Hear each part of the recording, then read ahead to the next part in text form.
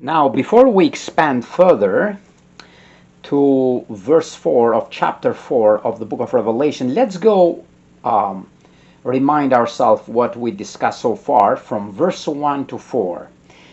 In verse 1 says, "After this I saw and look an open door in heaven, and the first voice, which we don't know, it was an angel's voice, that I heard speaking with me was like a trumpet, saying, 'Come up here, and I will show you the things that must take place.'" So the voice invited John into heaven in the presence of Jehovah to see the things that must take place.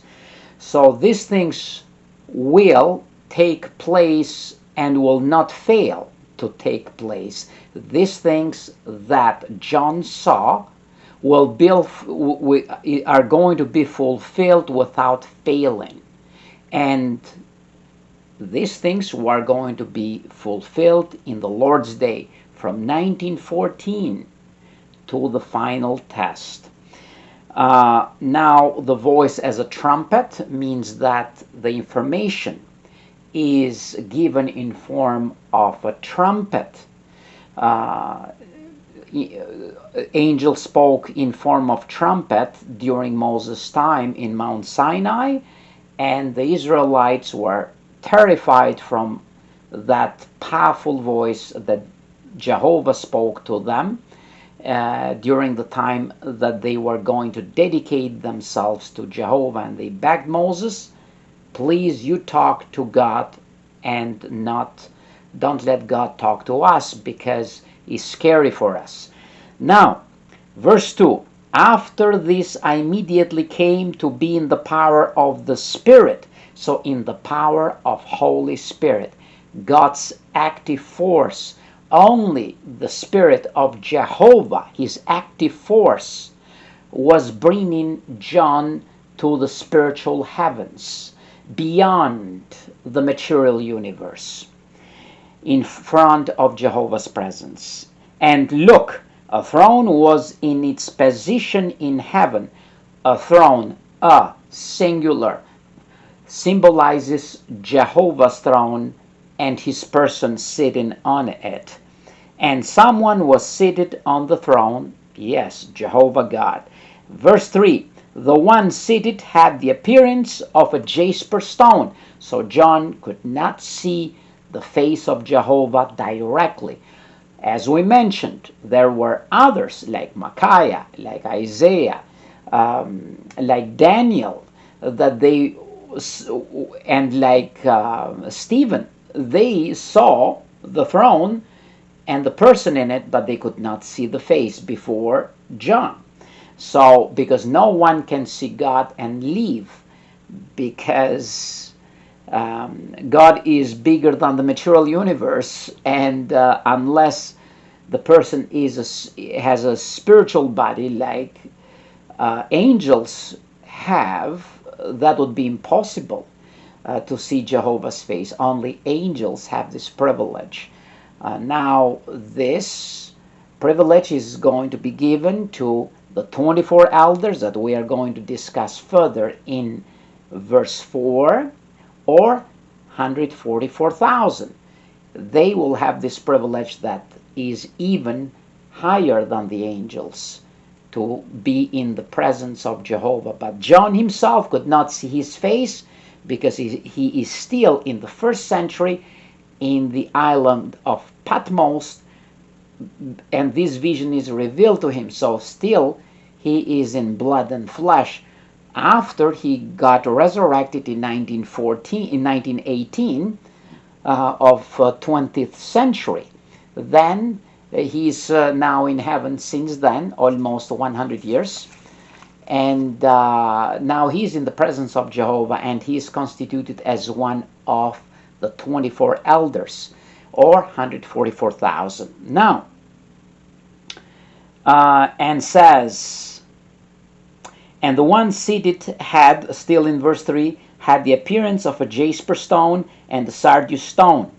And all around the throne was a rainbow, 360, not half, like an emerald in appearance. So even those, even the rainbow had the appearance of emerald stone, another stone. So it's beautiful. So that reflects light. So these stones reflect great light, and because Jehovah is a God of light and not a God of darkness. So where the true God is always light, is moral light, spiritual light.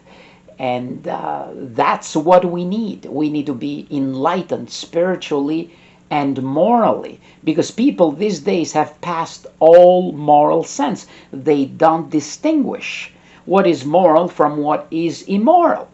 You see? So, but the true God, He loves His children and He does not let them in the dark because He is light. So He enlightens us by the book of Revelation, by all 66 books that He has inspired through 40 writers. Very good. Now, the rainbow, all right? What does the rainbow actually means? The rainbow that is first connected with Noah's day symbolizes the peaceful relationship that Jehovah extends to obedient mankind, not disobedient mankind, to obedient mankind. Let's go once again and expand a little bit the point of this rainbow. Let's go to Genesis chapter 9. Let's go to Genesis, the first book of the Bible, chapter 9. And read from verse 13 to 15. Verse 13 to 15. It says, I put my rainbow in the cloud, and it will serve as a sign of the covenant between me and the earth. Whenever I bring the cloud over the earth, then the rainbow will certainly appear in the cloud. And I will certainly remember my covenant that I made between me and you and every living creature of every kind.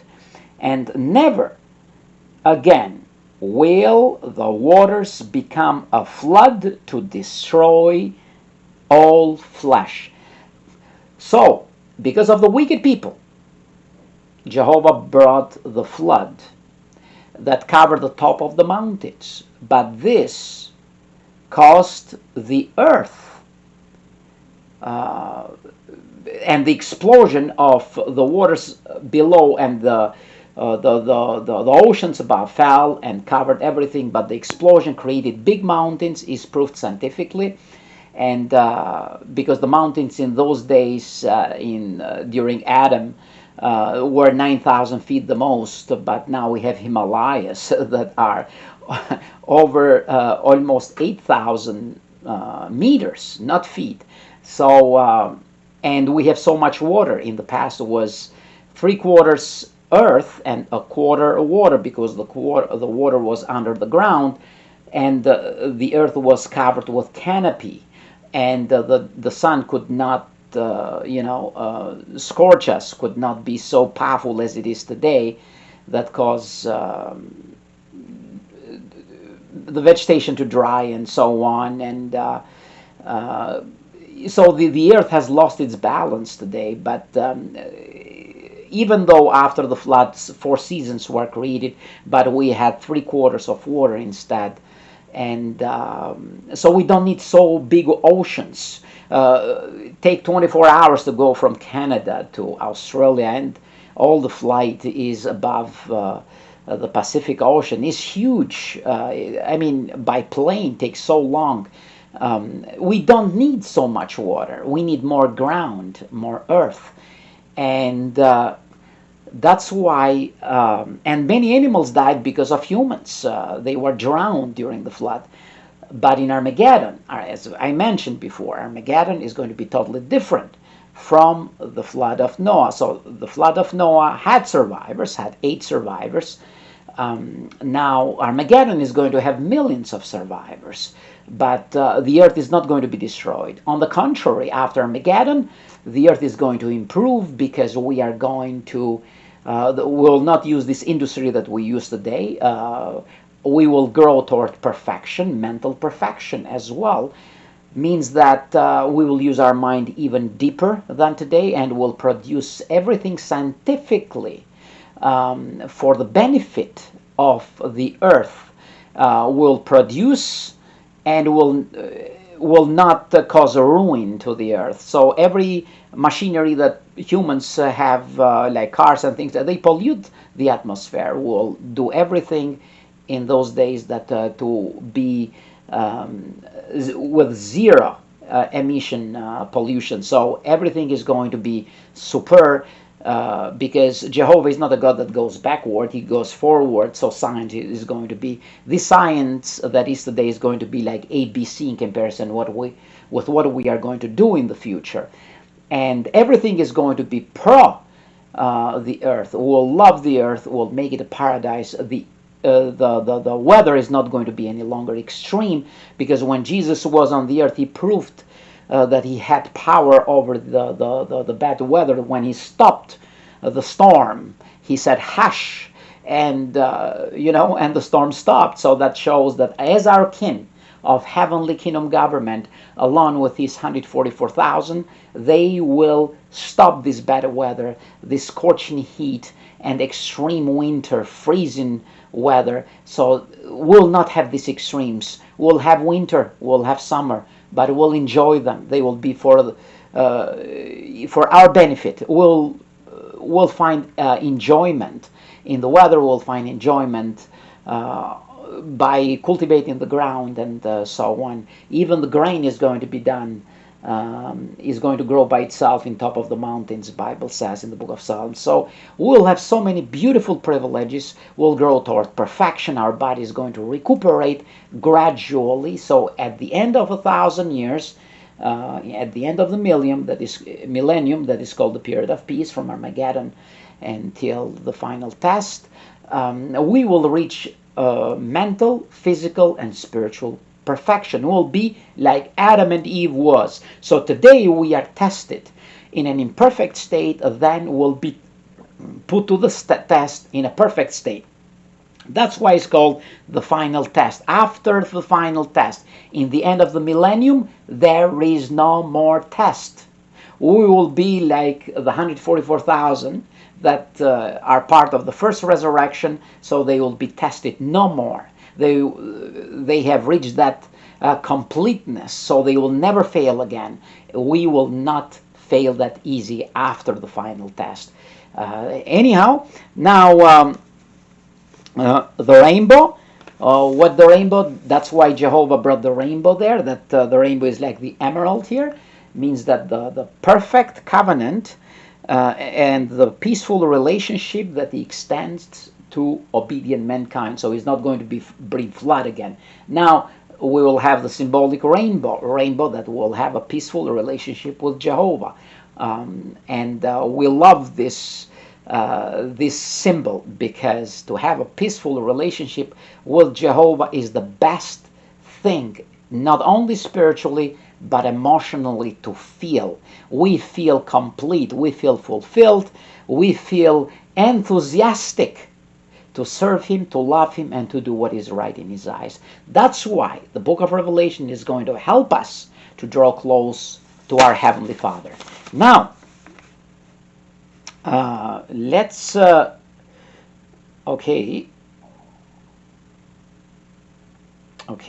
to Revelation chapter 4. Let's go back to Revelation chapter 4, and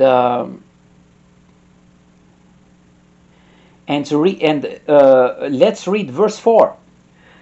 All around the throne were 20 thrones. Now we have to expand here, right? This is important. And on these thrones I saw seated 24 elders.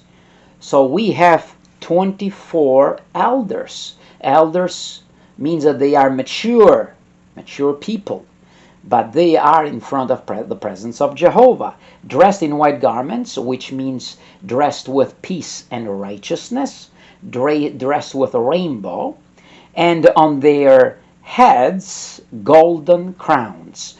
So that shows that they are kings. So here we are learning that these 24 elders, they are kings. They have 24 thrones. and these thrones are around the throne, the main throne, Jehovah God. They are in front of Jehovah God. Now, um, who are these 24 elders? Let's mention it again. These 24 elders, they are Jesus' disciples, starting again with Luke, Matthew, Mark, John, Peter, Paul, Bartholomew, the first Christian congregations, that were 7 congregations that John wrote in small Asia, like Laodicea and Philippi and so on, Ephesian congregation as well. And during the last days from 1914 and afterwards, they were faithful Christians that they were preaching and teaching to everyone the good news of this heavenly kingdom government. If a religion does not preach the heavenly kingdom government, which is the theme of the whole scriptures, of the whole 66 books of the Bible, and they don't know what this government is all about, to know the structure that we right now are explaining, that's not the right religion. Because the theme, as I mentioned, of the whole 66 books of the Bible is the kingdom.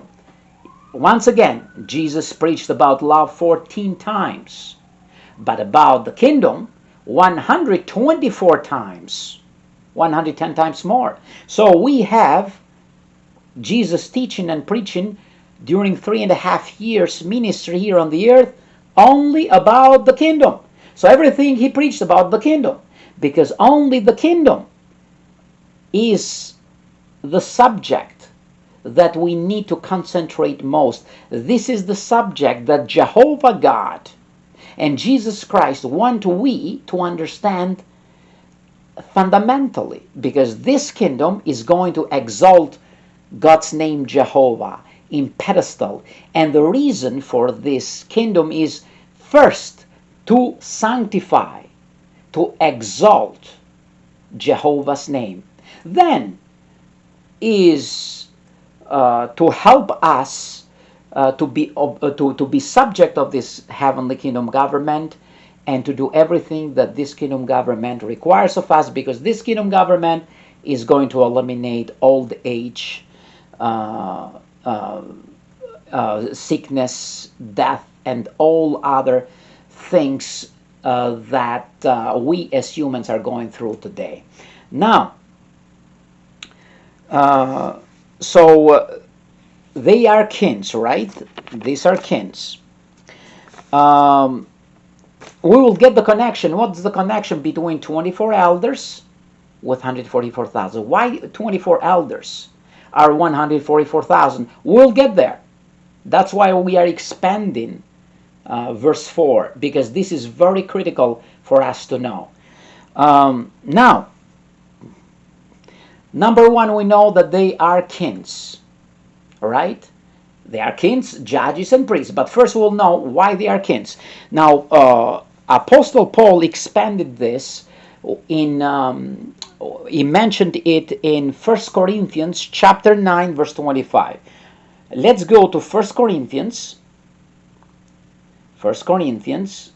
after Romans, chapter 9, verse 25.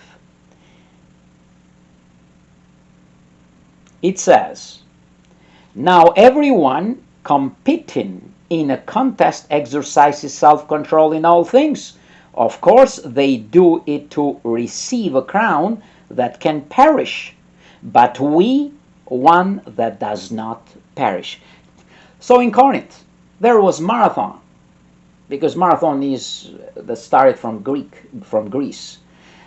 So we have many competitors at that time, and they competed so hard, they trained so hard to gain a crown made of gold or whatever, right? They would be called kings, winners. But that crown perishes along with the athletes. They died afterwards. We don't know who was champion 20 years ago. Nobody cares. That's why it's called the crown that perishes. But what he said, they do it to receive a crown that can perish, but we, one that does not perish. So we'll have a crown, not simply of gold. We will have a spiritual crown. We will have a heavenly crown. We will have the privilege to be kings, to rule with our King Jesus Christ, Peter said, because we are not part of 144,000. Our hope is here on the earth. That number is limited to 144,000, 24 elders. That's a privilege, designated and selected only from Jehovah God. So only Jehovah can select these 144,000, not even Jesus. Even 12 disciples, Jehovah brought to Jesus. You see? Jehovah selected all of these kings, priests, and judges that will rule and will be around his throne and in front of his throne. Right? So he said that we have a crown that does not perish. So when they struggle so hard for a crown that perish, how much more us, Paul said, we have to try very hard for the crown that never perishes. You see, this is the greatest privilege ever. So sweat for it, work hard for it. You see, stay faithful to Jehovah. Do what is right. Do his will. But first, to do what is right, to do his will, we have to understand it in detail. Because how can we do what is right and his will if we have no concept what to do? To understand God's will, you see, takes, right, a learning process. And we are here to help you to go through this procedure slowly but substantially. Now, let's read to 1 Corinthians again to strengthen this point a little bit further. 1 Corinthians again, chapter 15, verse 53 and 54. 1 Corinthians chapter 15. I advise you to read chapter 15 of the 1 Corinthians because it speaks only for resurrection. Now, the Bible speaks about resurrection 40 times, living forever on the earth. 40 times. But only in chapter 15 of the 1 Corinthians, the resurrection is mentioned more than any other book in the Bible. Now, as I said, verse 53 and 54. It says, "For this which is corruptible must put on incorruption." That means that our flesh, right, physical flesh, grows old, gets sick and dies. Dies is corruption. But must put on incorruption, must put on everlasting life. So we have physical bodies, we have spiritual bodies. So Paul is saying here that unless our physical body dies, right, we will not have the privilege to go to heaven with a spiritual body, to put on incorruption, right? Because blood and flesh cannot inherit God's kingdom, because God's kingdom is in the heavens. Blood and flesh cannot go there. So this anointed ones, these 144,000, these 24 elders have to die first before they go to heaven. So they will be resurrected in a spirit body, not any longer in flesh. Now, again, and this which is mortal must put on immortality. And 54, but when this which is corruptible puts on incorruption, and this which is mortal puts on immortality, then the saying that is written will take place. Death is swallowed up forever. So death, 55 says, where is your victory? You see, because death is enemy to us. You see, death causes us corruption, brings us to corruption, brings us to be unconscious of nothing at all. When a person dies, he is no longer conscious of anything. He has no concept of time, nothing. It's not what religions teach you, that when the body dies, the soul goes to heaven with God. That's baloney. That's a lie that Satan said to Eve. So when a person dies, he is dead 100%, a billion percent. Unless Jehovah brings him up, resurrects him, he is going to stay dead forever. So we have Adam and Eve. They have died over 6,000 years ago. Where are they today? They are still dead because they don't have the privilege of resurrection. But our parents, right, that might have died, grandparents, our friends, our family members, whatever, Jehovah is going to bring them back to life. And we are talking here about over 30 billion people that will be resurrected after Armageddon. So today, as I mentioned, the earth has about 8 billion people. Is there going to be, and is not dead for 1,000 years, will give birth.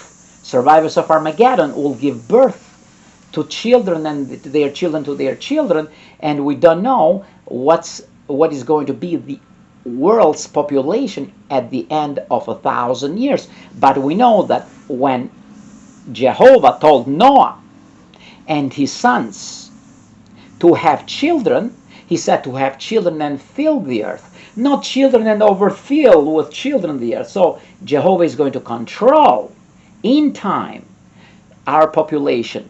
Even though we are collected in the cities because of the industry, after Armageddon, this industry is going to be obsolete. We'll have a different one, and we don't need to collect in cities that much. We will dwell in all corners of the earth because Jehovah is going to make the saffron to grow in the middle of the wilderness. What does that mean? Saffron requires a lot of water, dies without water. It means that the wilderness is going to have plenty of water at that time. So every corner, every part of the earth is going to be livable, dwellable. You see, is no longer as today that you cannot live in the Sahara desert because you get scorched from the extreme heat. No, that is not going to be, because the book of Psalms tells us that saffron is going to grow in the middle of the wilderness where today is no water, because Jehovah is going to give us plenty of water, and we will make the earth a paradise. Now the point is again here, to when it comes to 144,000, they have crowns. They will rule as king. So what I mentioned here aside is the benefits that we are going to have from this 144,000 that will rule from heaven on the earth. So these 24 elders will take care of us physically, morally, emotionally, materially. We will miss nothing, because they, through Jehovah, are going to satisfy the desire of every living thing after Armageddon. Right after Armageddon, we'll taste beautiful things. It's not going to be like today that man has dominated man to his injury. That's why these 144,000, they are like a big city, right, in number, like a city in number, yes. And we have beautiful government, we have big government, and all of them, they have crowns, they are kings, they will rule with love toward us. Now, they have royal authority. Let's go to Revelation chapter 6 verse 2. Revelation chapter 6. Revelation chapter 6 verse 2. We'll go there because we'll explain the book of Revelation. We'll have another video just for the chapter. But first, let's see the connection. And I saw, says John, and look, a white horse, and the one seated on it had a bow. And he went out conquering and to complete his conquest. So who is this? This is Jesus Christ, the resurrected Michael. So he has authority. He has a crown, royal authority. He has a white horse, which symbolizes the Prince of Peace and righteousness, color white. He is dressed in white, right? And he has a bow in his hand. The bow symbolizes warfare. The horse symbolizes warfare. So today we are in the period of what? Peace? No. The earth has no peace. The earth has war, because this is the first horse of the apocalypse. We have the red horse, we have the black horse, the pale horse. We have 4 horses. So, but because of the white horse, we here are generated the red, the black, and the pale, which we understand in the book of Revelation chapter 6. Now, let's see chapter 14 of the book of Revelation, verse 4. Revelation chapter 14, verse 4, speaks about 144,000. Says, these are the ones who did not defile themselves with woman. So 144,000 are the ones who did not defile themselves with woman. Woman here are not literal ones. Symbolic. Woman in the Bible means organizations, right? Like governments, right, are called women sometime. So are not literal women. And says here, in fact, they are virgins. So this 144,000 doesn't mean that they are physically virgin, but they have not defiled themselves with women, in the sense that they have not got involved in politics with the things of this earth, of this human society, of this world. They are no part of this world. Mentally, spiritually, emotionally, they have no contact with this world, in a sense. See, they live in the world, but the spirit of the world does not dominate them, does not affect them. You see, they deal only with God's business, not with the business of these politicians. So you have all the religions today, they have the flag there hanging of their country. And we have the Orthodox Church of Ukraine and the Orthodox Church of Russia, and they don't get along with each other. You see, they encourage their peoples, their folks, to fight against, their own people of the same religion. And the headquarters of Orthodoxy is in Istanbul. So it's like a triangle. They don't get to understand each other. It's the same religion. Why? Because they are involved with things of this world. And who rules the world? God? No. Satan, the devil, and his demons rule the world. If Jehovah would rule the world, we'll have peace, we'll have that rainbow, right, being fulfilled. You see, but the world is our enemy. Our flesh is our enemy, and Satan, the devil, with his demons, are our enemy. They put a lot of pressure on politicians, pressure on religion, pressure on us, but they have no power over these 24 elders, the resurrected already part of 144,000 that are going to be part of our heavenly kingdom government. Now,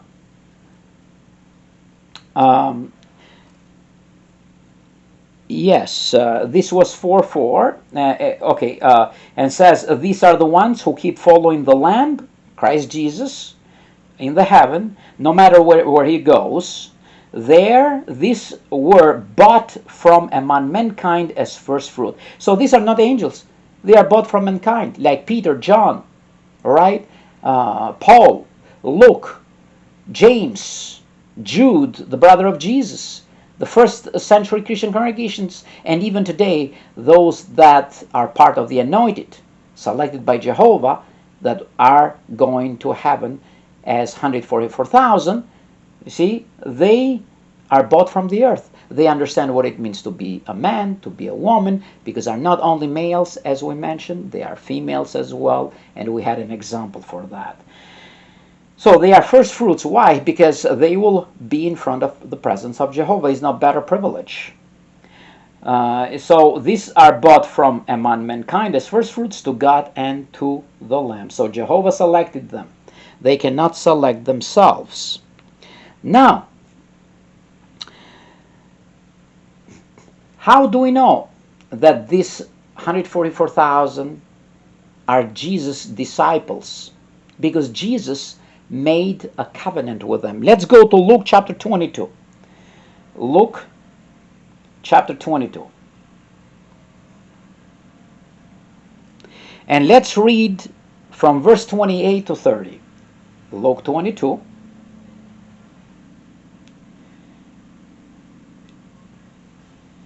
Verse 28 to 30 says, however, you are the ones who have stuck with me in my trials. Jesus went through many trials. Sadducees and Pharisees and scribes, they put him under test all the time, and they wanted even to kill him. And at last they executed him, right? So, but his disciples were there to the end.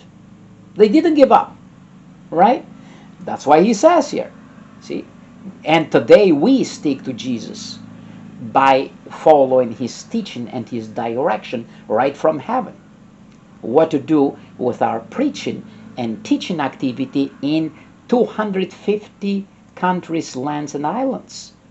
So, and everything that we do is free of charge. So what I'm doing here as a video is just additional information. It's like a thunder, it's like a lightning, right?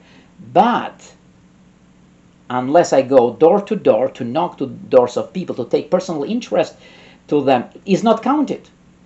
You see, this what I'm doing right now is nothing. I have to be there in front of their door and to talk to them about this heavenly kingdom government. That's why the book of Romans, Paul said, how beautiful are the feet, or how comely are the feet of those who bring good news and good things to people. It doesn't say the mouth, it says the feet, because the feet brings us to the houses of people. And who does that? You see? Now,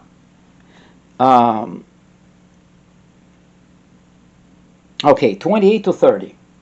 And I make a covenant with you, Jesus said, just as my Father has made a covenant with me for a kingdom. So I have made a 360-degree rainbow with you. All right? So that rainbow, covenant with you. And says, for what? For love? No. For a kingdom, says. For a kingdom. And says, so that you may eat and drink at my table in my, what? My kingdom again. So it doesn't mean that when they are in heaven they need to eat and drink, but symbolically speaking, because that has to do with spiritual food, eating and drinking. So Satan, who is thrown out of heaven, and he is in spiritual darkness. He does not know what to do any longer, what is right. He was a faithful angel to Jehovah for billions of years, and he failed, and he took 1/3 of his brothers with him.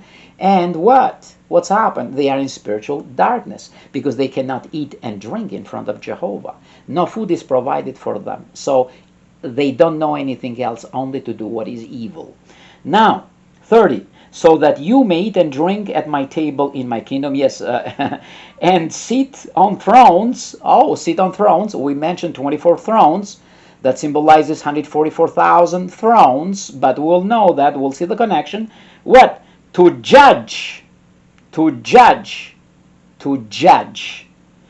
12 tribes of Israel. So they will rule as kings, we mentioned, with crowns, to judge as judges, and as priests. Now we'll learn as priests as well, right? So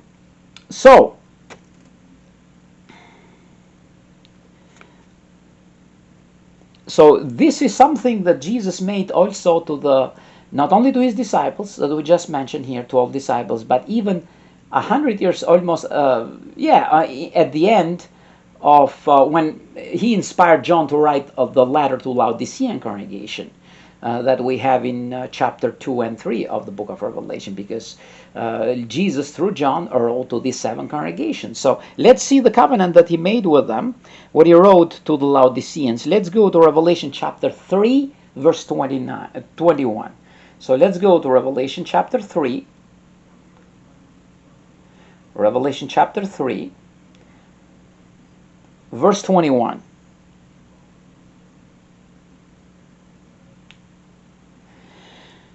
To the one, Jesus said through John, who conquers, I will grant to sit down with me on my throne, to be part of 24 elders or 144,000, just as I conquered and sat down with my Father on his throne. He is writing here to Laodicean congregation. He is encouraging them to stay faithful, you see, like that marathon that trained so hard to win the crown. So you have to conquer, you have to become a winner, you have to win the crown, he said to the congregation in Laodicea. And now this will rule as priests as well, right? Let's see where they will rule as priests. So Revelation chapter 1, verse 5 and 6. Verse 5 and 6. Revelation 1, 5 and 6.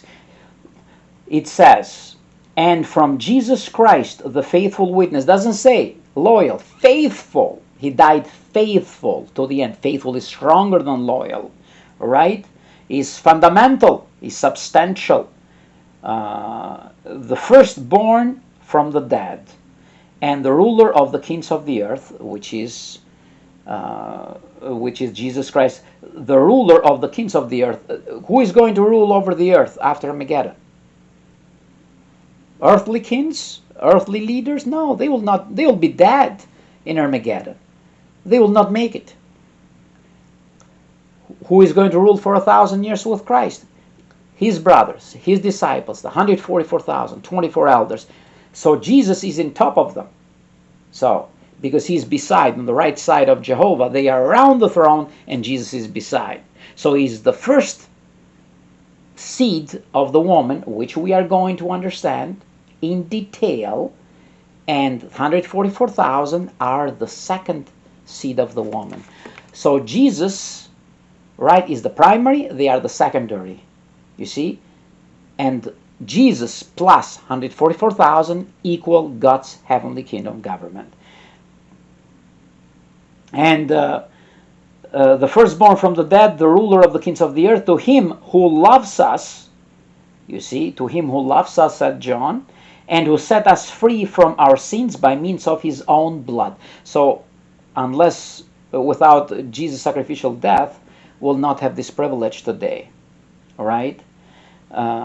To be his disciples, to be directed by him, and to survive Armageddon. And he made us, he said, to be a kingdom. Again, he made Peter, John, Paul, all the part of 144,000. Not you and me, not you and me. We are with the earthly hope, 144,000, 24 elders, Jesus' secondary seed, the secondary seed of the woman. Jesus is talking to them now, not to us, right? And he made us to be a kingdom. A kingdom will rule as kings, priests, right? Priests. To his God and Father, yes, to him be the glory and the might forever. Amen. So we learn judges, we learn priests, we learn kings. So 144,000 are the only ones selected by Jehovah directly that will be in his presence and will be the secondary seed of the woman, or heavenly, God's heavenly organization. God's heavenly organization is the woman. As we said, woman symbolizes organizations or governments. Now, Jesus is called the husband, the bridegroom, and the 144,000, they are called the bride. So they got married. They will get married. They still are not getting married because some are left here on the earth from the anointed that are part of 144,000. They will be resurrected. When the last one is resurrected, then after Armageddon, this marriage is going to take place, because Armageddon is a period of war. 144,000 with Christ and the angel will crush Satan and his demons to the head, in a sense that they will imprison them for 1,000 years, will destroy this human society. Every wicked thing that is left will disappear from the earth. So it's a period of war. It's not a period of peace. And when it's war, you cannot get married. So peace follows after the battle, the war is won, and then the marriage of 144,000 with Christ. The first seed with the second seed equal God's heavenly government is going to take place. So now, very complicated things are not easy matters to be understood. So be patient. Actually, you have to be long-suffering here. And to have self-control, because you can repeat this over and over again, they will get to your head. They cannot get to your head right away. That's why the beautiful thing with the video is because you can repeat it slowly, little bit by little bit, every day. You can listen to it, you go back to it, you go back to it. But after you start to get the picture, every single chapter of the book of Revelation is going to get easier and easier and easier, and you will know this gem, this book of Revelation in top of your fingers. Now,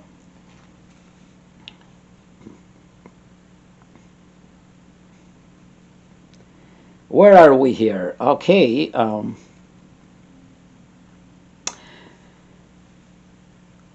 Let's see Revelation chapter 20, verse 6. Revelation chapter 20, verse 6. Happy and holy is anyone having part in the first resurrection. So, as I mentioned before, the first resurrection has to do with 24 elders or 144,000. So, over this, the second death has no authority. What it means, the second death. So, your family members that are dead, when they come back to life after Armageddon, they will have the privilege to learn about Jehovah, to learn his regulations. They will act perfect. They will act beautiful. They will cause no disturbance to anyone. They will be educated with this spiritual food that we are discussing right now. So I cannot tell, or you cannot tell them to know Jehovah, because the way how we know Jehovah, they will know Jehovah. But that is going to fulfill the book of Ezekiel. Is a chapter, is a verse there in one chapter of the book of Ezekiel that says, all shall know that I am Jehovah before they live forever or before they die forever. You see, all will know that I am Jehovah before they live forever or before they die forever. Why? Because Jehovah never put any or leave anyone dead in second death without hope of resurrection if that person does not know who Jehovah is. They all will know the person of Jehovah. Now, Satan is in prison for 1,000 years during the millennium. So what's happening in the end? When all your relatives that are dead, right, or family members, they reach perfection mentally, spiritually, and physically. Now they will be tested, as I mentioned, again, which is called the final test, because there's no test after final test.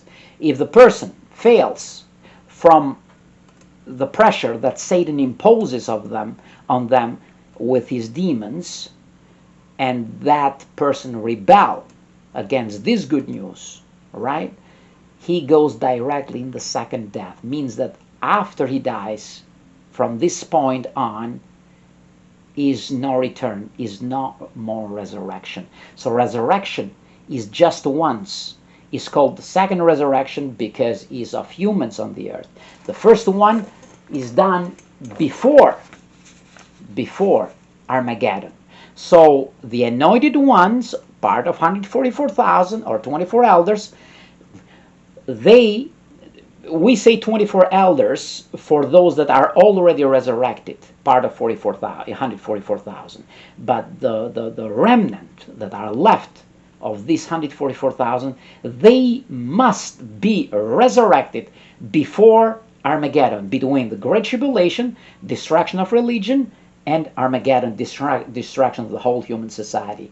During this period, they have to fall asleep momentarily, less than a second, and they will be resurrected with spirit body. So they will strip off their physical body. We'll see the person dead, but he actually was resurrected in a spirit form, and this is called the first resurrection. After Armageddon is called the second resurrection or the last resurrection. And who rebels? So why Bible says that? What Bible says about this 144,000, the remnant that is left that will be resurrected when they are in heaven? Second death has no authority over them. They are tested already. They will never fail. The world, Satan, flesh does not exist in them. Is not going to have any influence over these people, over these spiritual people, spirit creatures. You see, but Satan is going to have influence in the end of the 1,000 years after Armageddon to the people that have the second resurrection. So all our family members that have been resurrected, right, they will face the pressure of Satan, the devil, that has been imprisoned for 1,000 years, that is hungry and thirsty to tempt them. You see, that, and everybody that dies from then on is no more, is no longer, is not going to be resurrected. Now, we have much to discuss when it comes to this point. These are points that we'll discuss in other chapters of the Revelation, because are the theme of these discussions. But we expand a little bit ourselves, we prepare ourselves a little bit, so when you get to the next chapter, you are already prepared well enough to grasp and to chew this food that we will bring to the table much easier. So as we mentioned here, they will rule as priests, right? So what I said here in verse 6 of Revelation chapter 20, let's read it again. Happy and holy is anyone having part in the first resurrection, which we mentioned. Over this, the second death has no authority. So they will not be tested again, but they will be priests, right? So judges, kings, priests, right? Again, of God and of the Christ, and they will rule as kings with him, with Jesus Christ as the primary seed. They are the secondary, which constitute God's kingdom. For what? For the 1,000 years, right? Then we'll reach perfection, all of us. Who pass the final test will not be tested again. The second death will not have authority over us either. Now, this is the beautiful thing. We are not learning what is going to happen in Armageddon, but we are learning what is going to happen during the millennium after Armageddon and the final test. So we have much to learn. You see? So be patient or long-suffering until we explain these things in detail. Now, where do we get connection? This is the point now, because you are waiting for this. Where do we get the connection of 24 elders with 144,000, right? Because we went in conclusion already. 24 elders, 144,000. But where do we get this? You see? So I advise you to read in your own, First Chronicles chapter 24, verse 5 to 19. Here we will learn about 24 divisions. During King David's reign, all right?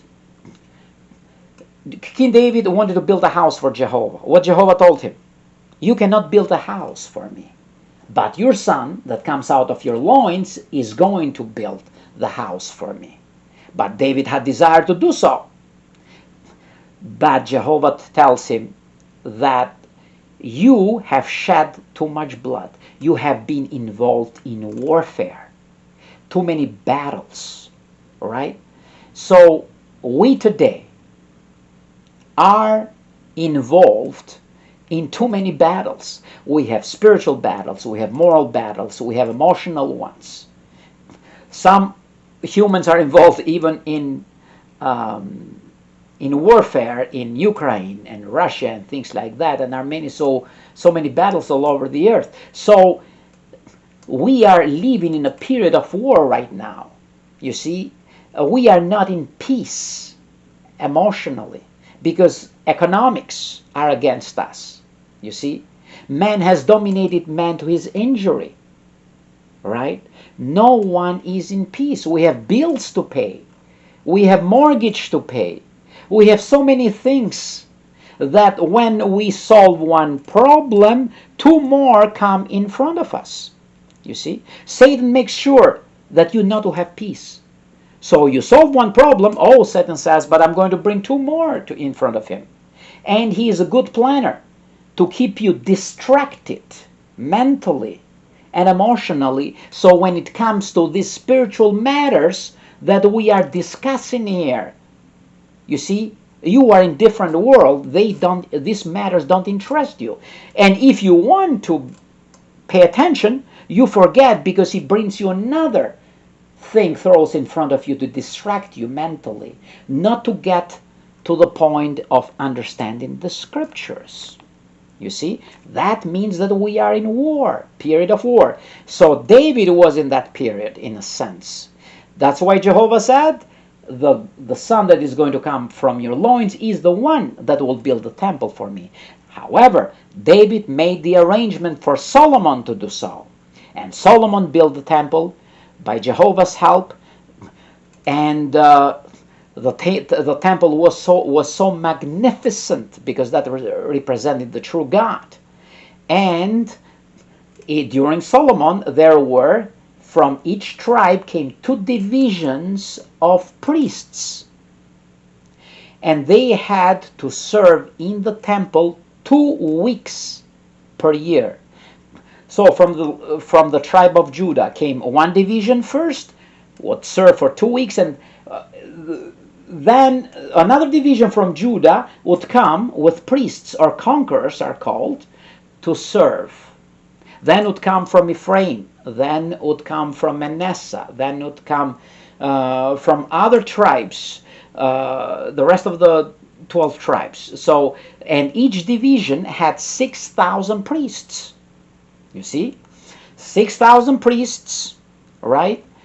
To serve for 2 weeks. Now, number 12 in the Bible, has a meaning. And number 24 also has a meaning. Number 12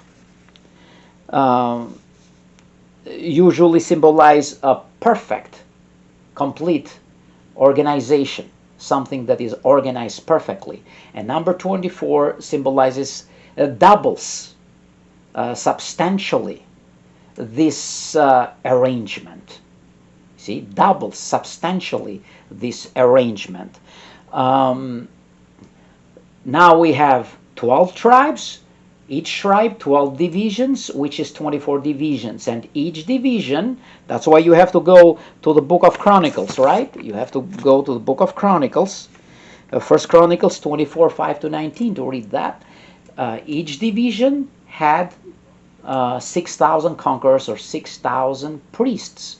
They will slaughter the sacrifice, but this arrangement was just to reflect God's heavenly kingdom government, because this arrangement in physical Israel did not last long. Solomon himself did not last long as faithful king to Jehovah, right? He has sat in Jehovah's throne to represent him, but he became apostate. He went to worship Ashtoreth and the gods and goddesses of his 300 concubines and 700 wives. But this is just the reflection. Jehovah had to do this combination of priests of 24 divisions with 6,000 priests each, to show us, to reflect on us, his heavenly kingdom government. Because 24 times 6,000 equals 144,000. So 24 times 6,000 equals 144,000. And what are these 144,000? They are priests, right? In the temple. Physical temples, they were priests, right? But not in heaven only. In heaven is additional privilege, because This 144,000, they came from Jesus' disciples. They did not come from Solomon. They are selected by Jehovah himself, and they have the privilege of kings and judges as well. So 3 responsibilities in one individual. My goodness, they will know us so well, because there is one that knows me who I am in character, in the thought of my in the core of my personality, right? So he knows my nature. He knows who I am. He knows why I do this, why I do that, why I'm weak here, because he empathizes with me. He knows who I really am, and is beautiful. The world leaders today, they don't care who you are. They don't know how much cost their electrical bill, because they are not in touch with the reality. You see, they have beautiful words, but that's it. See, they cannot empathize with you. But these 144,000, they will empathize with us individually. And they will fulfill every desire, every proper desire that is going to be in our heart. And all the desires of our heart are going to be proper after Armageddon, because we are proper, because we survived Armageddon. We dedicated ourselves to Jehovah. We have that rainbow relationship with him. And so we'll not fail that easy. So that's why we'll have only blessings when we are part of this visible organization and are subject of this heavenly kingdom government. Now, we explained the 24 elders, and that what the priests during Solomon time, right? 24 divisions with 6,000 conquerors or priests. They served in the temple to reflect God's heavenly kingdom government. But let's go first to fortify this point. Let's go to 1 Peter. 1 Peter, chapter 2, verse 9. 1 Peter, chapter 2, verse 9.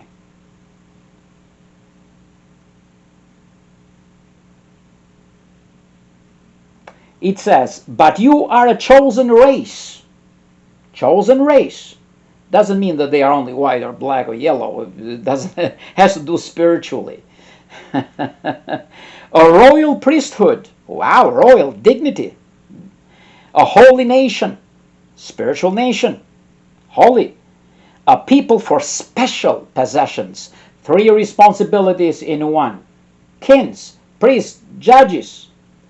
That you should declare abroad the excellencies of the one who called you out of darkness into his wonderful light. You see, what a beautiful government we have. And that's why we have to put efforts to understand this precious government. Now, let's